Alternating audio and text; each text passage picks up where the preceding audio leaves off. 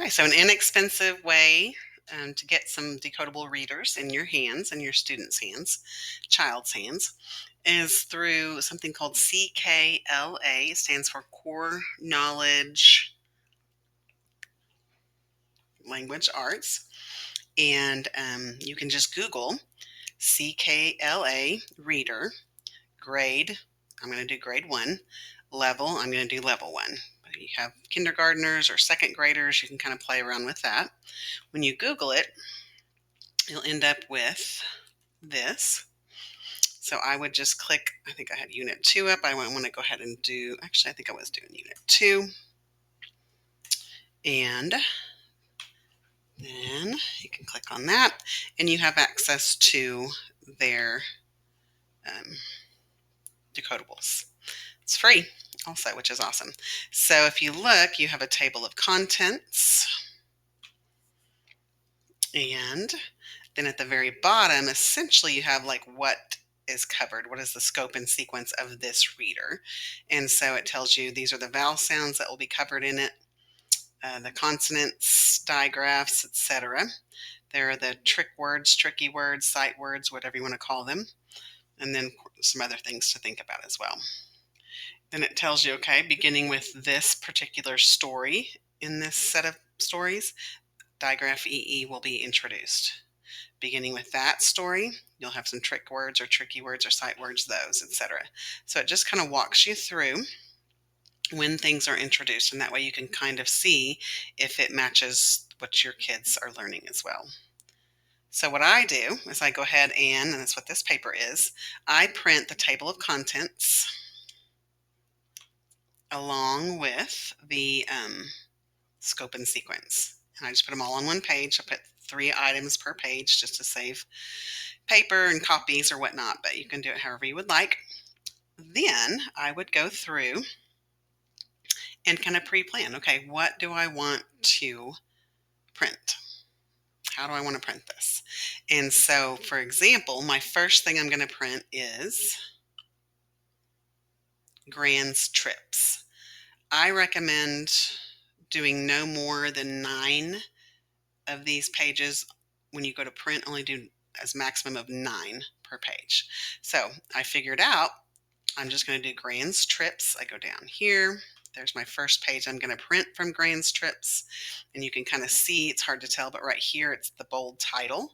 So I'm kind of scrolling down to see where the next chapter or next book is. It's right here. So I know I'm going to print pages 8 through 15. So I don't know how other people's printers works, but I go to mine, I do custom, and I'm going to only want pages 8 through 15. Now I am not going to print these 1 per page. First of all, that's going to take so much paper and ink and time and energy. It's just too much. Like there's 1 page. If you want that, absolutely do it that way. But for me, I wanted more. And so that would be an awful lot of ink. So I want more items per page.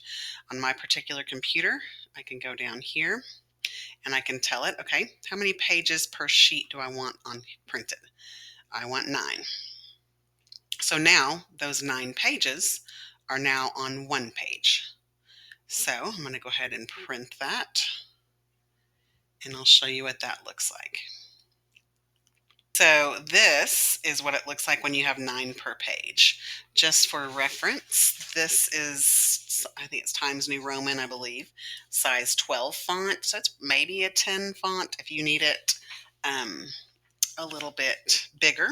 You can do just 6 per page. And so let's show you what that looks like. So if I go to print, now I'm going to go ahead and do the same page numbers, which again I pre-planned, 8 through 15. This time I'm going to go to and only put on 6 per page, just to show you the difference in size and what it looks like, so you can kind of make your own decision. So I'll come back after that's printed as well. So this is what it looks like when there are 6 per page. It just ended up with 2 pages like that. Again, kind of the size comparison. This is a size 12, I believe. Times New Roman. I'm going to go ahead and print 4 per page, just so you can see that as well. So again, I'm not sure how other printers work, but I go here. I'm going to go to my more settings. This is a Brother HL 8360 CDW, which I don't even know if they make those anymore. So then I go to pages per sheet. Now I'm going to do 4. So this was where it was all, that one story was on one page with 9. That's how small it is. This was when I did it 6 per page and ended up with 2 pages looking like that. Then when I did printed it 4 per page, the same story, that's about a size 12 font, if that's the size you're looking for. So that's, and I had 2 pages. My other one still has not printed. I don't know why it takes so long when I do this, but it does. So kind of an idea of what it looks like and how you might want to set it up for your own classroom or your own child. But that is the difference in the sizes and what it looks like depending on how many pages you print.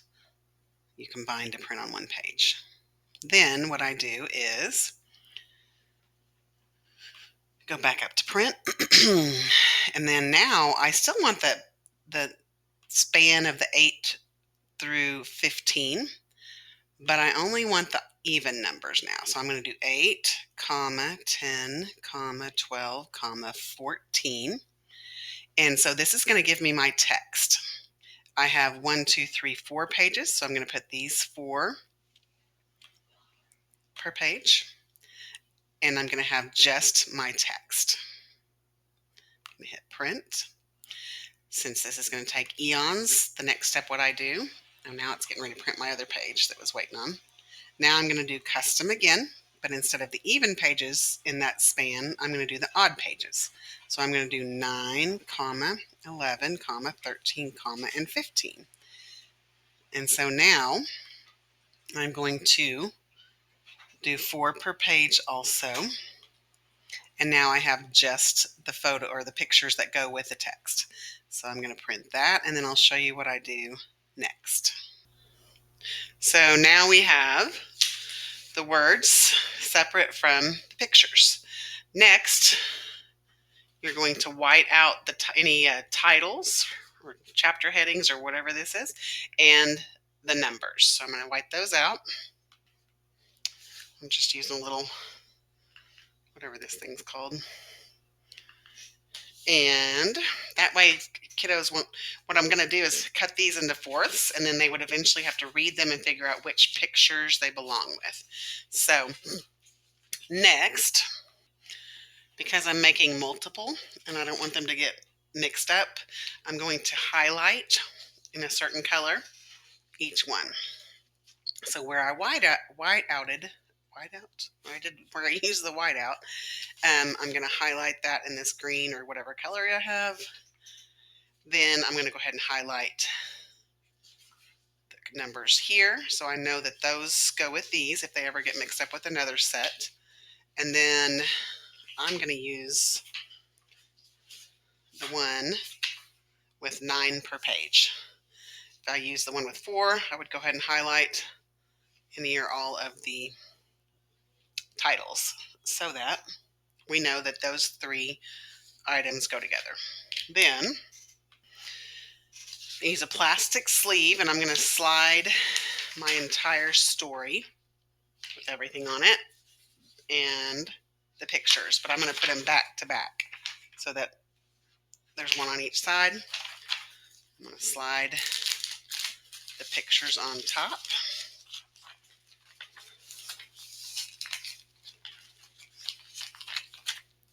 Then I'm going to fold this into fourths. So once I get that folded into fourths, then I'm going to laminate it. And that I'm folding it now so I know where to cut it for them to be approximately the same, or equal sizes for each of them. So I'm going to laminate it. This is just a little $25, $30, however much it is nowadays, laminator off Amazon. They're really relatively inexpensive and do a great job. You just take this laminating sheet, again, bought it off Amazon, and I'm going to slide it in. And then I'm going to run it through the laminator. I just try to slide it all the way to the top. Not that there's a right or wrong way, but you know, actually probably center it might even be a little bit better. That way the kids don't have any clues as to which one's which. So, waiting for my laminator to warm up, and then I shall laminate it. So you just slide the plastic sleeve in there, and then it feeds itself through. And once it's done, I will cut along those lines that I can see where I folded the paper before I laminated it. That way they're roughly the same size. Now, I'm not going to cut around the edges. You can if you want. But I'm just going to cut on those. You may not be able to see it on the camera, but I can see where I had folded my paper. So I'm cutting along those folds. So again, they'll be approximately the same size. And then finally, now, if I have more than, I would have a student have these mixed up. They would come up and they would read this, and then they have to decide which picture that goes with. I would have them read it to me so I know that they are reading it completely, because a lot of times if they're in a hurry, they'll just skip. But they would just read it and decide which picture it goes. Was the trip fun? Josh asks. Which one? Gran asks. I went on 3 trips. Where to? Asked Josh. One was to the Swiss Alps, says Gran. In the Alps, there were steep cliffs. I went up to the top of one cliff, but it was slick. I fell and had to cling to the rocks. No, says Jen. Yes, says Gran. Here is a snapshot. So then they need to look and see which one. That's her clinging to a steep cliff. So went to Hong Kong, lots of stuff. Had something with wings on its back. I didn't read the whole thing, but you get the idea. So then they figure out which one they go to, and that's it.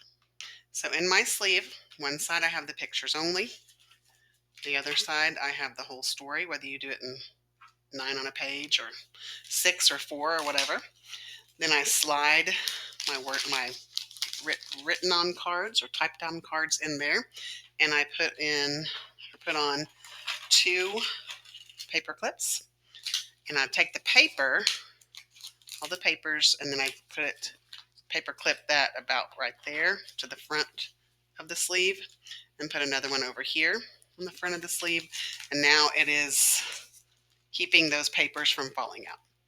And I stack it on a pile and do the next one. I just